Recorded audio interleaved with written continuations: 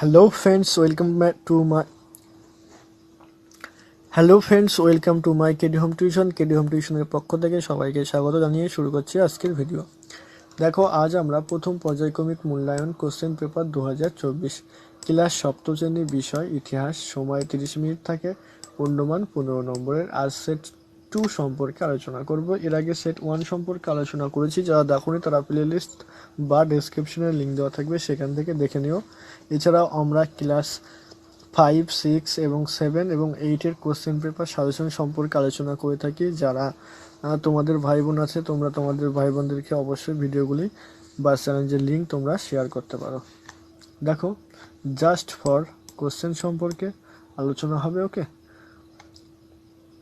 সঠিক উত্তরটি নির্বাচন করো। দেখো, অতীশ দীপঙ্কর তিব্বতে কোন ধর্ম প্রচার করেছিলেন? হিন্দু, মহাযান, ভিনযান, জৈন ধর্ম। কোনটা? সুবা কথার অর্থ কী? বাংলাদেশে কখন স্বাধীনতা বা স্বাধীন দেশে পরিণত হয়েছিল? ঠিক আছে।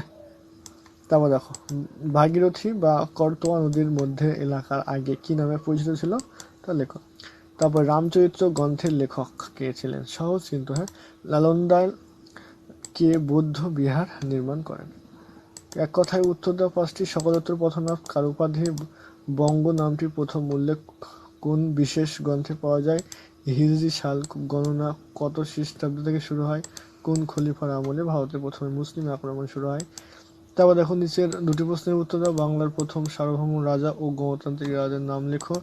মাছ শোনাই বলতে কি বোঝো? বাংলাদেশের কোন অবস্থাকে বোঝানো হয়েছে? অল বিরুনির লেখা একটি বইয়ের নাম লেখো।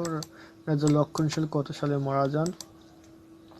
উমাইয়াররা কোন দেশে তাদের খেলাফত প্রতিষ্ঠা করেছিলেন? ত্রিসঙ্গী নাম কেন এবং কাদের মধ্যে হয়েছিল? সামন্ততন্ত্র কি বা সামন্ততন্ত্র কাকে বলে?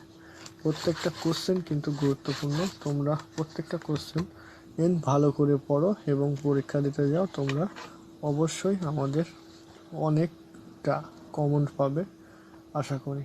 আজকের ভিডিও আমরা এখানেই শেষ করছি।